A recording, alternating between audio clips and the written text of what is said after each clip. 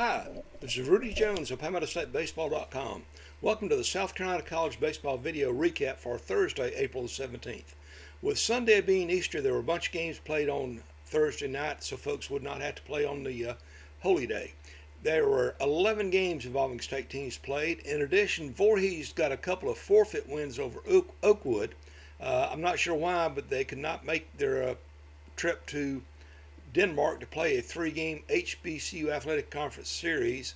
So the Tigers picked up 3 forfeit wins over the weekend, and they're now 22-17, 19-11 in the HBCUAC.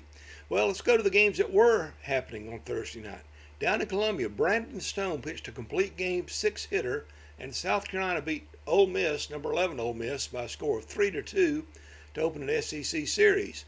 It was the first 9-inning complete game for the Gamecocks since 2021 when Brett Carey did it, and then Brett Carey, and the first complete game overall since March of 2023 when Noah Hall pitched a 7-inning complete game in a run rule win over Georgia. In the win Thursday night in Columbia, the Nathan Hall, had a single, a double, a run scored, and an RBI for Carolina. And USC, for the second straight game, turned 3 double plays. So that was a plus for Carolina. They'll now try to build some momentum in Game 2 of the series.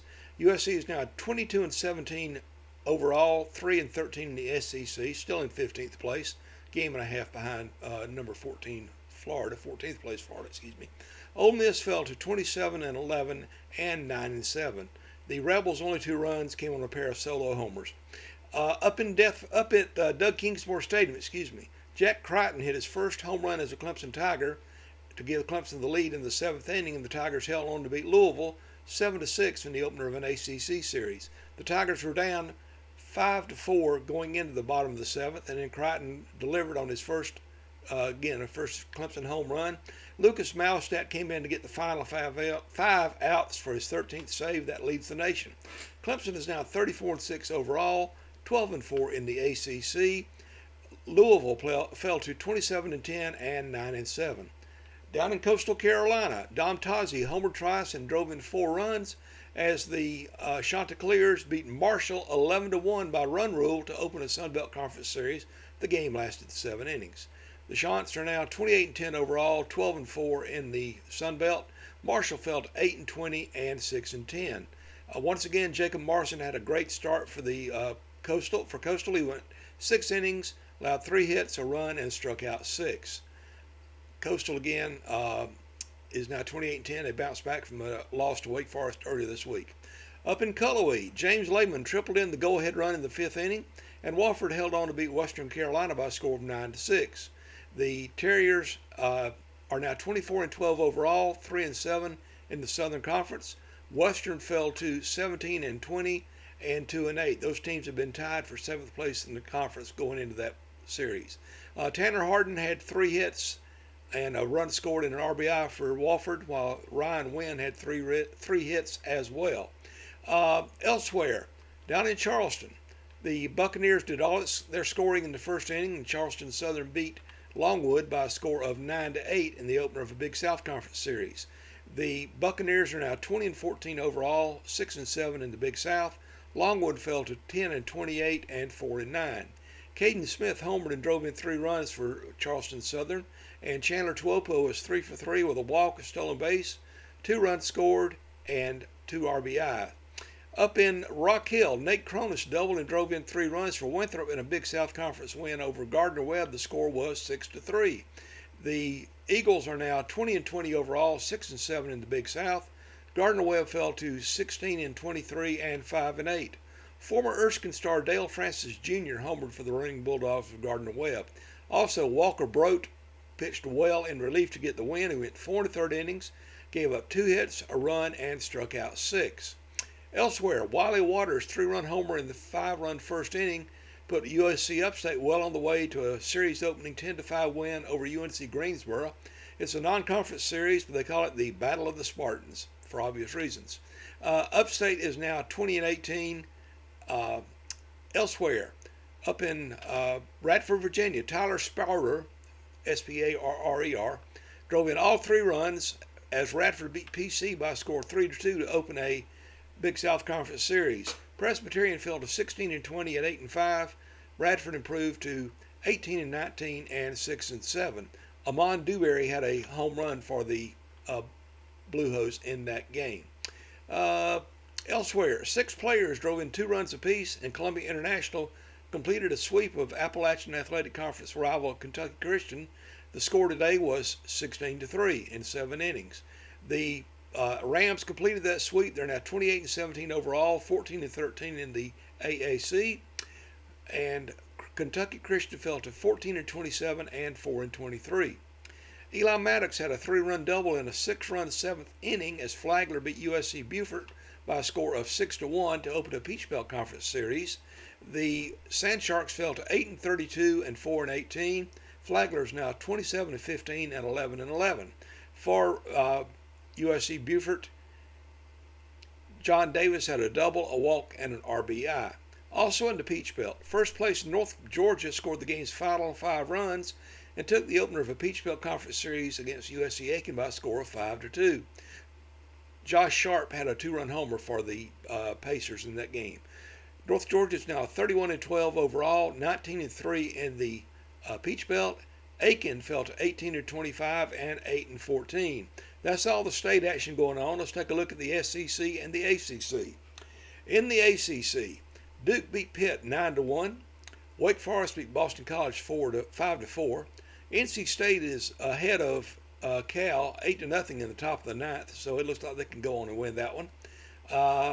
And the Virginia at Florida State series, the whole series was canceled because of that shooting on campus at Florida State. The ACC standings: Georgia Tech is still in first place at 14-4. Clemson's 12-4. Florida State 11-4. North Carolina's 11-7. NC State will move to 10-6 if it does win. Louisville fell to 9-7 with its loss to Clemson tonight. All the standings I have posted on PalmettoStateBaseball.com. In the ACC, Texas beat Auburn 3-2. Texas A&M beat Arkansas 7-4. They're on a streak right now. Oklahoma beat Missouri 17-4 in 8 innings. Vanderbilt beat Georgia 3-1. And LSU is leading Alabama. At last look, it was 11-5. I see former Wofford pitcher Zach Cowan is in to pitch for the Bayou Bengals in the top of the 9th. So it's now 11-6. And I will update that final score as well when it's over at PalmettoStateBaseball.com. Going into the SEC standings, Texas is now 14-2. Arkansas is 12-4. Tennessee, which is playing in a Friday-Sunday series, is 11-4. LSU, if it should win, is 11-5. Right now they're 10-5. Georgia's 10-6. Auburn, Ole Miss, and Vanderbilt are all 9-7. Alabama is 8-7 going into this final inning of the LSU series. So, but I will again update those at PalmettoStateBaseball.com after they end. Looking at the schedule for Friday, the schedule really picks up. A lot of teams are playing early again to avoid Easter. As I mentioned, Region 10 Junior College is moving up to a Friday-Saturday setup to avoid playing on Easter Sunday, and several other teams are doing that too. Let's take a look at the schedule. We'll just do it in chronological order, be mixing it up all the different divisions. If you're a fan of a D1 school, just wait a minute, I'll get to you. Erskine and UNC Pembroke are opening a Conference Carolina series. They're going to be playing at the USA National Training Complex in Cary, North Carolina, because UNC Pembroke's field has been under construction, doing some work, and apparently they were behind because they've been hoping to get home for a while, and they're still not. But anyway, Erskine and UNC Pembroke play at 1 o'clock up in Cary, North Carolina at the training complex. USC Lancaster at USC Union for a doubleheader at 1 o'clock in Jonesville. USC Salcahatchee is at Gaston College for a doubleheader at 1 in Sims Legion Park in Gastonia. You drive by it all the time between Spartanburg and Gastonia if you're going on I-85. The games are 1 o'clock. Florence Darlington Tech is at USC Sumter at 1 o'clock at also a doubleheader at Riley Park. Spring Hill, which leads the Southern Intercollegiate Athletic Conference, has a doubleheader at Benedict at 2 o'clock. USC Aiken plays Game 2 of its series in North Georgia at 2.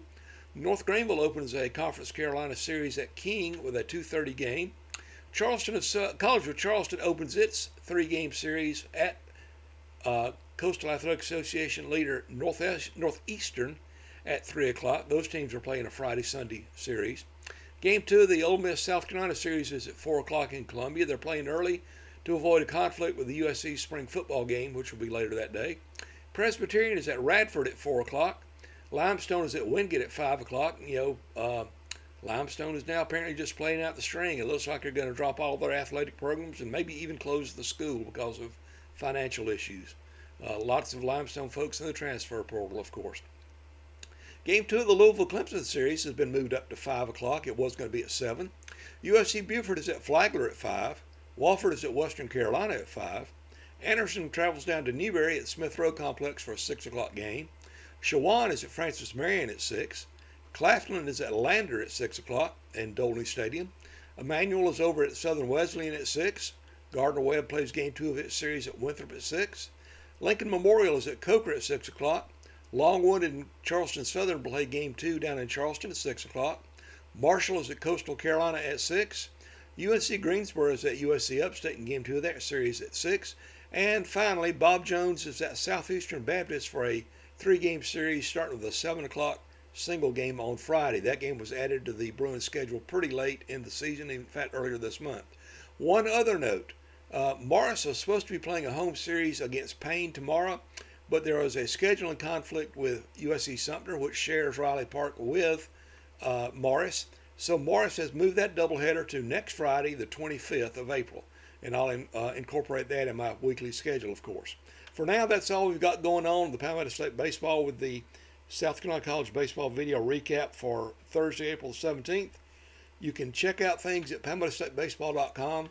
Follow me on X under the handle of Palmetto Base. And for now, this is Rudy Jones of PalmettoStateBaseball.com saying, have a good night. Jesus loves you.